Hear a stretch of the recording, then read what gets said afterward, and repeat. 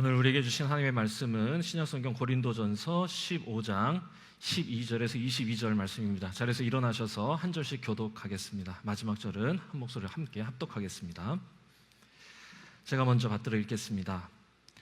그리스도께서 죽은 자 가운데서 다시 살아나셨다 전파되었거늘 너희 중에서 어떤 사람들은 어찌하여 죽은 자 가운데서 부활이 없다 하느냐?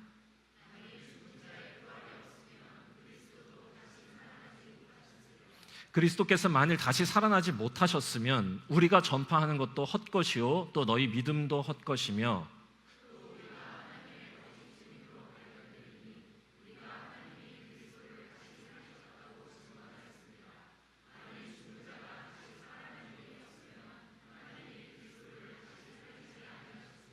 만일 죽은 자가 다시 살아나는 일이 없으면 그리스도도 다시 살아나신 일이 없었을 터이요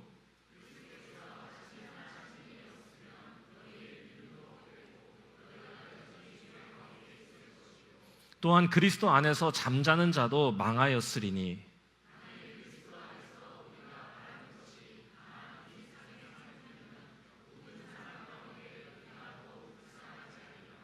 그러나 이제 그리스도께서 죽은 자 가운데서 다시 살아나사 잠자는 자들의 첫 열매가 되셨도다.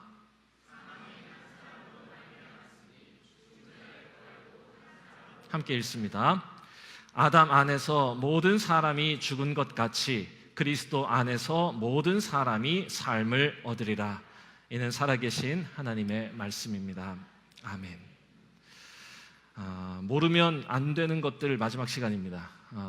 믿음의 터다지기라고 하는 주제를 가지고 6주간 고린도전서 10장에서부터 지금 15장까지 계속 쭉 하고 있는데요.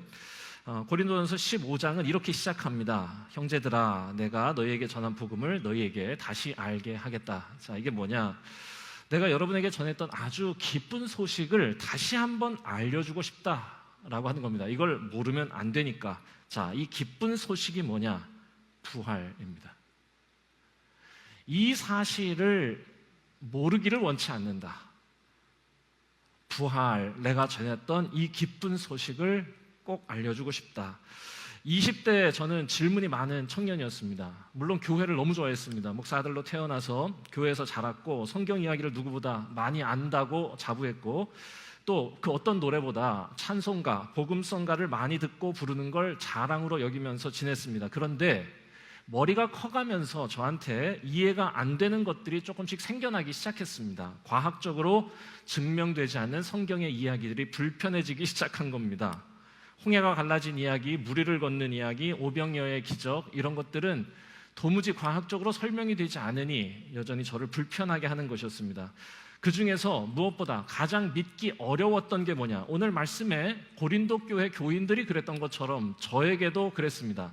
부활이 믿어지지 않았습니다.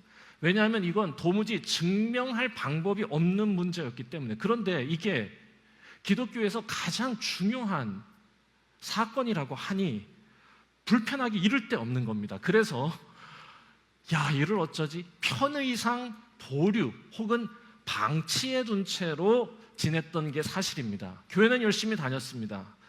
믿는다고 말은 했지만 솔직히 말하면 믿어지지 않는 상태였다고 하는 게 사실일 겁니다.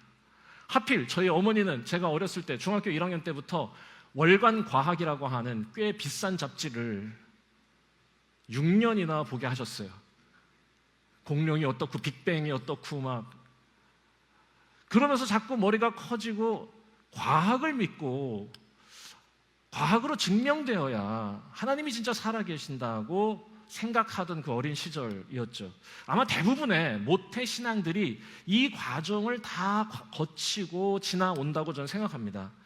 물론 지금은 저는 부활을 믿습니다. 그것도 아주 확실히 믿습니다. 믿을 수밖에 없습니다. 사람을 알게 됐다고, 제가 무슨 사람을 알겠어요. 그렇죠? 그런데 부활을 믿고 그걸 전한다고 하는 일이, 그리고 그것을 위해 생명을 바치고 순교하는 이들이 있다고 하는 것이 부활의 가장 분명한 증거라는 걸 이제 알겠어요. 그 누구도 거짓말을 위해서 목숨을 걸진 않거든요. 거짓말을 주장하다가 칼이 오면 포기하지, 거짓말을 위해서 죽을 수 있는 사람은 없는데, 기독교 2000년의 역사는 놀랍게도 거짓말처럼 여겨지는 그 부활의 이야기를 위해 순교한 이들의 역사다. 2002년 10월 저 길을 걷고, 차를 타고 가다가 아내와 함께 갓길에 차를 댄 장면에서 찍었던 사진 찾았습니다. 제가 제 사진이에요. 어디서 가져온 게 아니고 바로 그때 그 장면. 터키에서 데린구유라고 하는 지하 동굴에서 신앙을 지키기 위해, 이 부활의 진리를 지키기 위해 목숨 걸고 살아가던 이들의 삶의 터전을 보고 버가모 교회로 차를 타고 이동하던 중에 찍었던 사진이에요. 운전하는 도중에 계속 이런 질문들이 제 안에 맴돌았습니다. 잠시 방치해두고 보류해 두었던 부활에 대한 믿음에 대한 질문들이 그때 막 떠오른 거죠. 도대체 왜 저 사람들은 자신의 목숨보다 부활을, 그 믿음을 지키려 했을까? 부활이 없었다면 초대교인들이 정말로 목숨 걸고 신앙을 지킬 수 있었을까? 불가능합니다. 그럴 이유가 없습니다. 그런데 굳이 예수님께서 부활하셨다고 하는 걸 자신의 목숨을 걸고 전하는 거예요.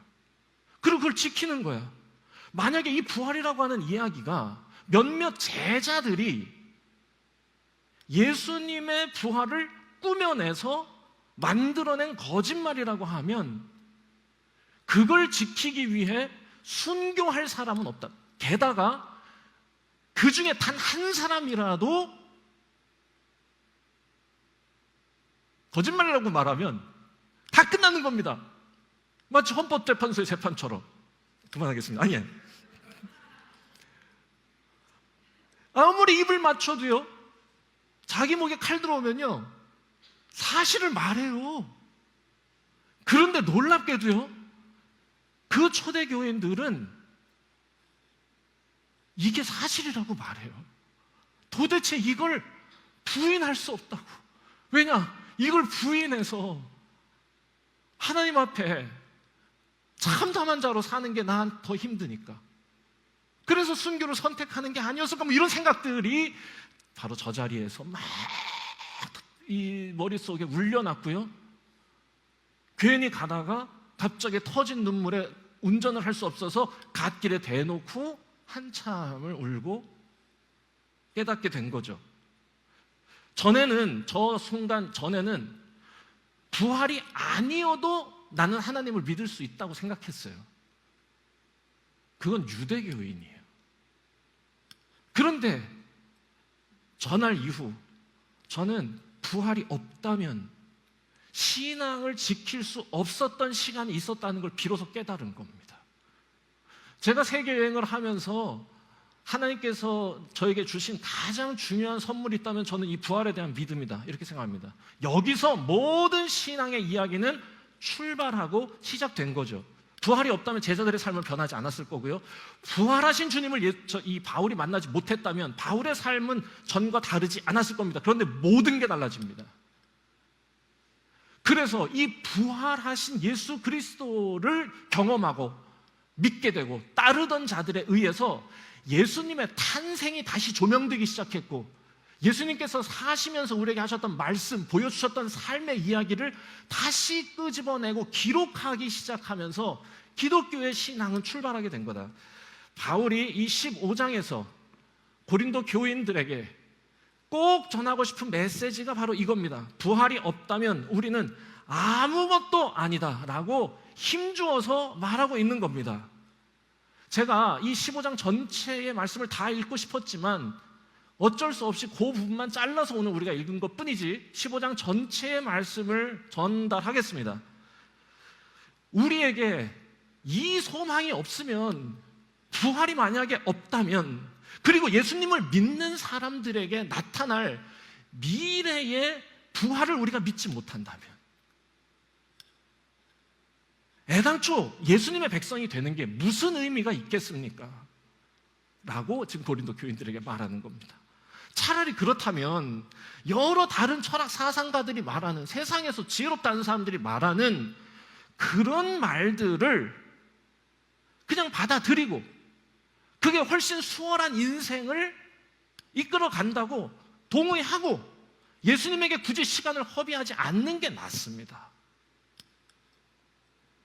하지만 우리 예수님, 우리에게 나타나셨습니다. 여러분도 아시는 것처럼 베드로에게 나타나셨고 12제자에게 나타나셨고 500여 형제들에게 일순간에 나타나셨고, 그리고 그 후에 야고보에게도, 그리고 마침내 저에게도 우리 주님이 오셨습니다. 저는 그 끄트머리에 있는 것도 너무 감사하게 생각합니다. 저에게도 그 은혜를 주신 겁니다. 이게 제가 오늘을 믿음으로 살아가는 이유입니다. 그러니까 여러분, 어리석은 사람들처럼 부활이 없다고 말하지 마십시오 라고 계속 권면하고 있는 겁니다. 이게 굉장히 중요한 거죠. 만약 그게 없으면 우리가 왜 위험을 무릅쓰고 살아가야 합니까?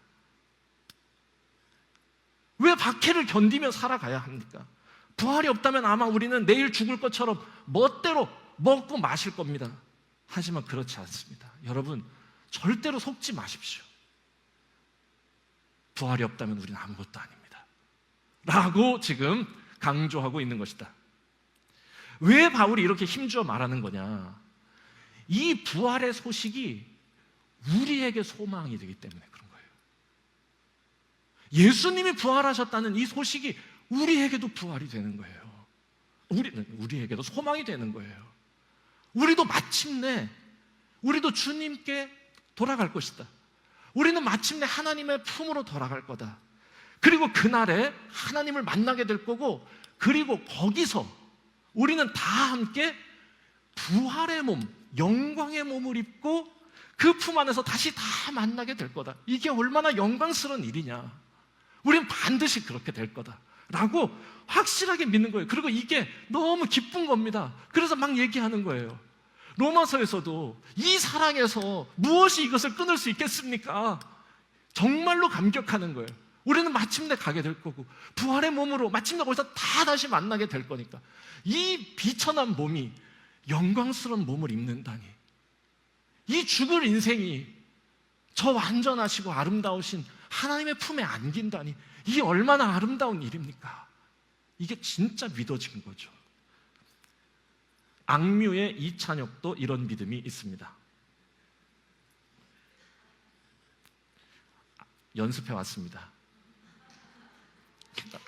아니야, 하지마. 연습을 아무리 해도 안 되더라고요. 굉장히 어려워 이게. 아는 얼굴 다 모였네 여기에, 한 공간에 다 있는 게 신기해. 모르는 사람이 계속 오는데 누군지 기억이 안 나 미안해. 종종 상상했던 내 장례식엔 축하와 환호성 또 박수갈채. 여기서부터 이상해지죠. 가 있는 파티가 됐으면 했네. 왜냐면 난 천국에 있기 때문에. 오자마자 내 몸집에 선업에 커다란 사자와 친구를 먹었네. 땅 위에 단어들론 표현 못해. 사진을 못 보낸 게 아쉽네. 모두 여기서 다시 볼 거라는 확신이 있네. 여기까지 하겠습니다. 잘했죠? 이게 너무 좋아. 너무 좋아. 이야, 선교사님 아들 이찬혁 드디어 한 건 했다. 항상 이찬혁의 가사가 참 아름답다 느꼈는데 아예 이제는 대놓고 본인의 삶의 이유를 보여주고 아예 그냥 폭로하는 노래라고 생각해요. 사진으로 못 보내는 게 아쉽다. 내 몸집의 선업에 사자와 친구가 됐다.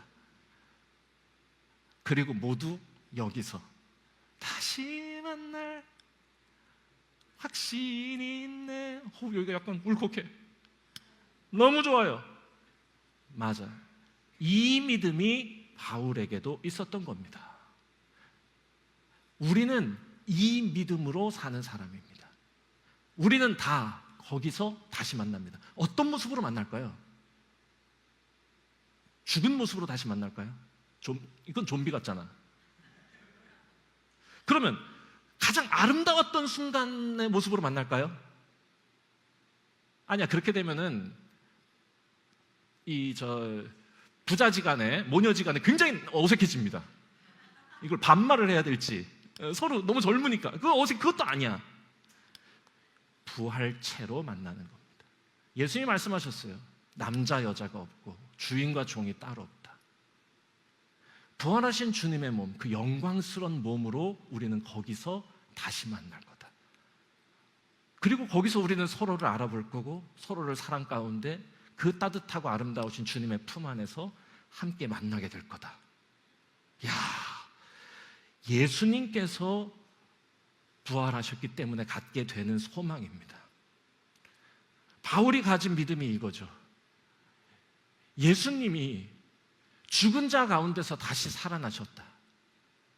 하나님께서 예수님을 죽은 자 가운데서 살리신 것처럼 우리도 우리 안에 거하시는 그의 영으로 말미암아 살려주실 것이다. 이 믿음이 힘이 되는 거예요. 이게 확실한 거야. 그러니까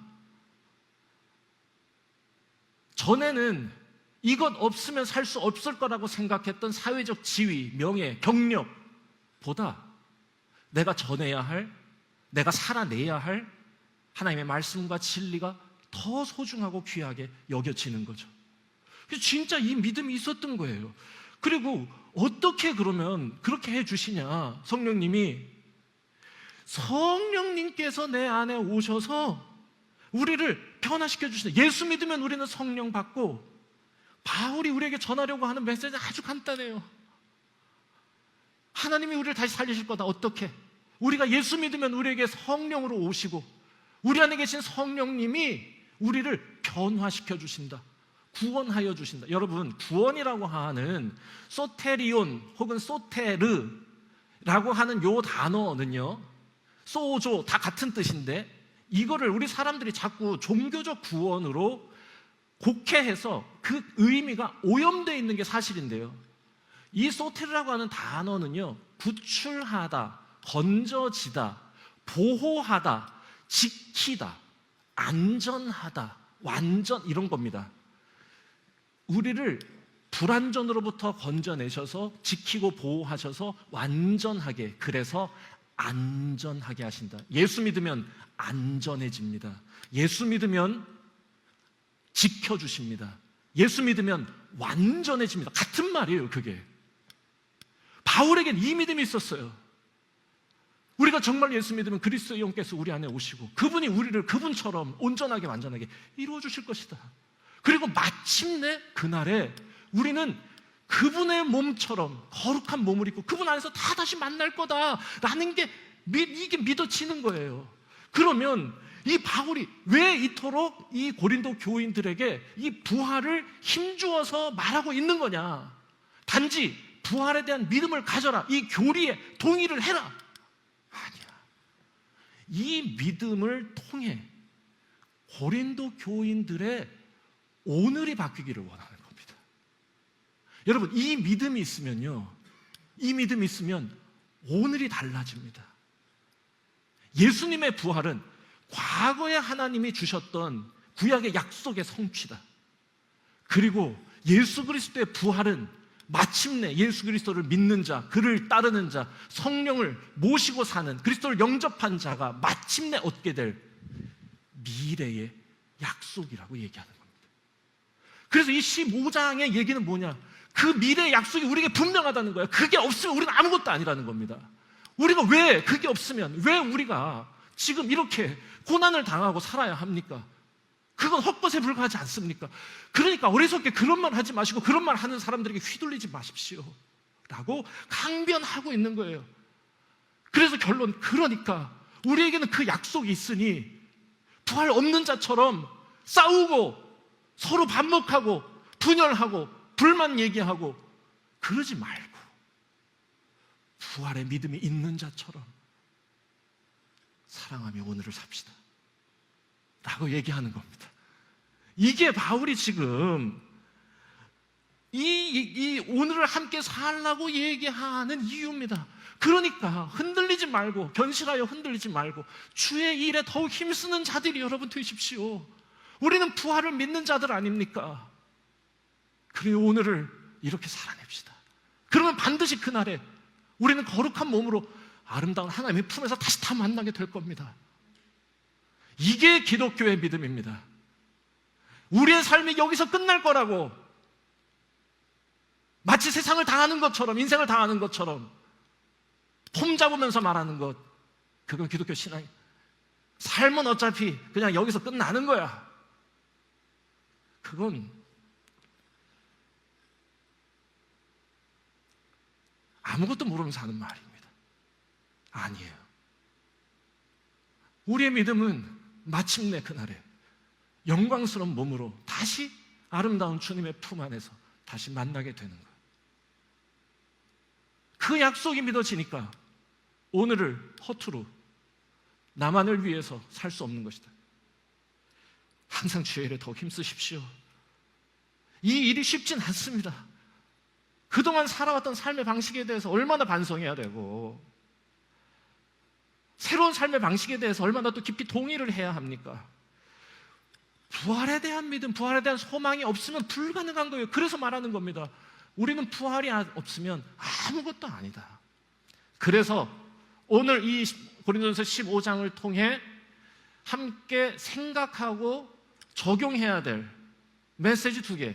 첫 번째, 오늘 씨앗을 심어라입니다. 오늘 우리가 읽진 않았는데 오늘 말씀 뒷부분에 보면 이런 말씀이 있습니다. 썩을 몸이 썩지 아니할 것으로 다시 산다. 썩을 몸에 썩지 않을 씨앗을 심으라는 거예요. 어제와는 다른 씨앗을 심어라. 사랑의 씨앗, 영원한 생명의 씨앗, 죽을 수밖에 없는 인생이 영원히 변치 않을 사랑의 씨앗, 이거를 심어 보라는 거죠. 더 쉬운 말로 하겠습니다. 이거 자꾸 어려운 말로 하면 잘 와닿지가 않아. 안 하던 일 하라는 겁니다. 오늘 안 해보던 일 하자. 새로운 일, 그 씨앗을 심어라. 자기를 위하여, 자기의 생존을 위하여 살던 자가 오늘 안 하던 거 하는 겁니다. 타자의 아픔에 공감하는 씨앗을 심는 거고, 타자의 아픔을 경청하는 씨앗을 심는 거고, 물질적 풍요를 꿈꾸던 자가 오늘 보이지 않는 사랑과 정의의 가치에 가슴 뛰어보는 거, 이게 씨앗을 심는 거예요. 다른 일을 하는 거죠. 다른 씨앗을 우리 교회 학교 유치부, 아동부, 중고등부, 청년부, 이야, 수고한 이들에게 박수 한번 하도록 하겠습니다. 더 크게.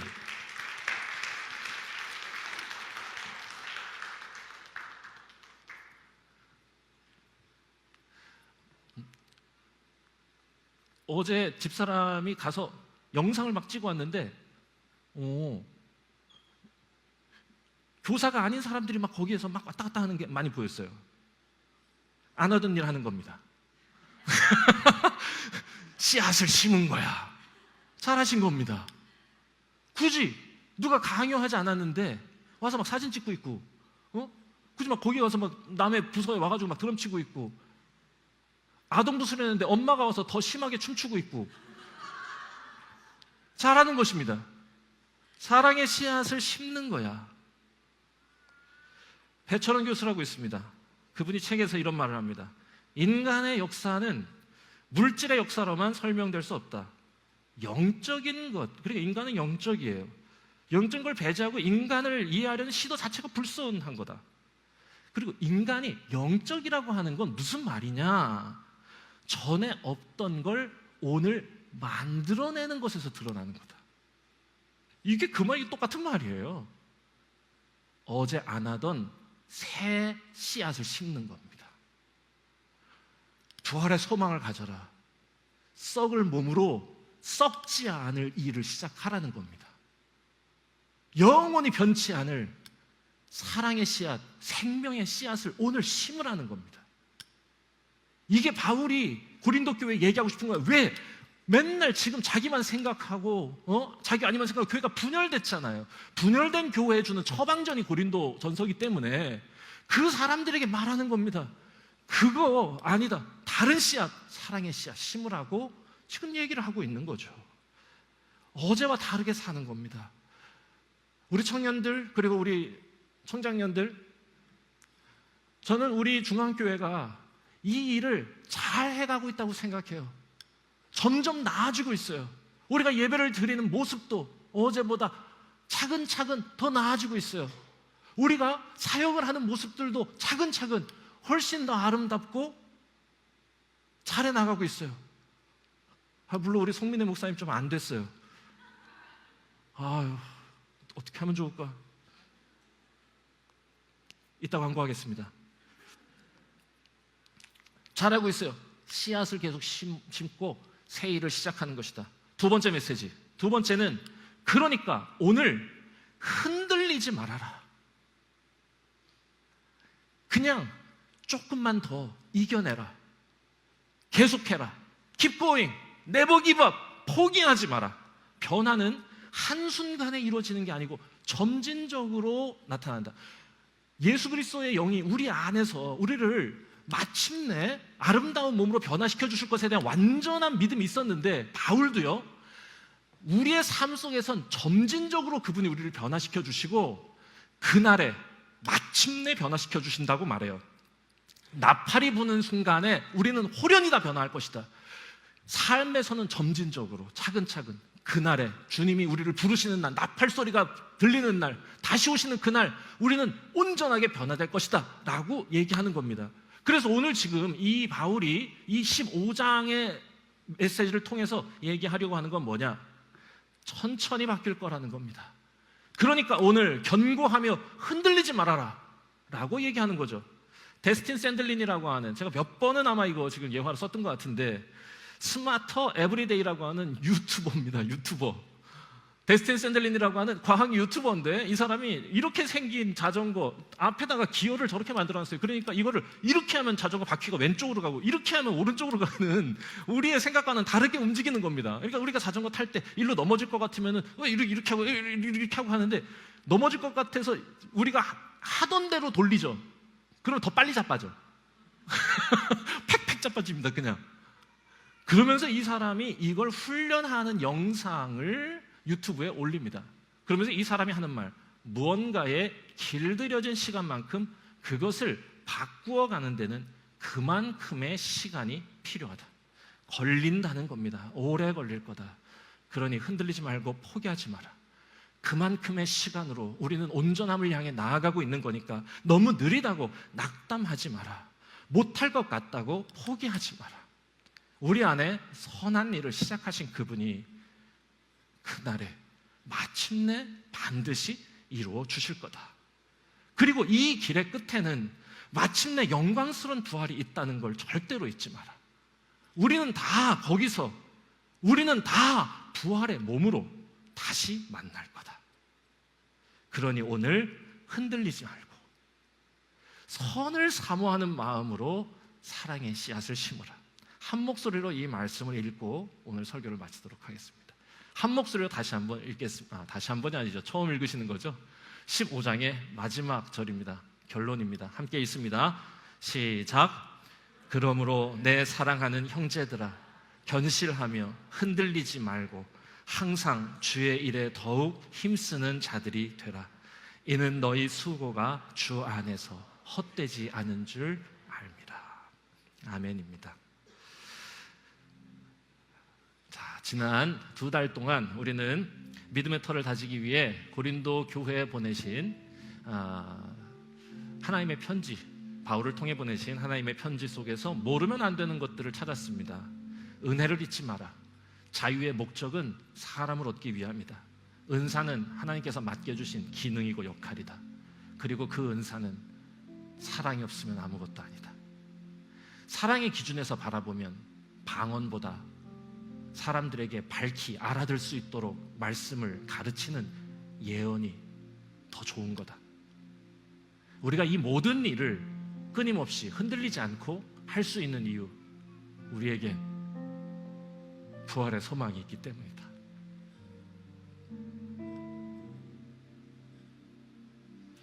맡겨주신 일 끝까지 잘 감당하면서 흔들림 없이 끝까지 주의 일을 잘 감당하고 열매 맺는 우리 중앙교회 되기를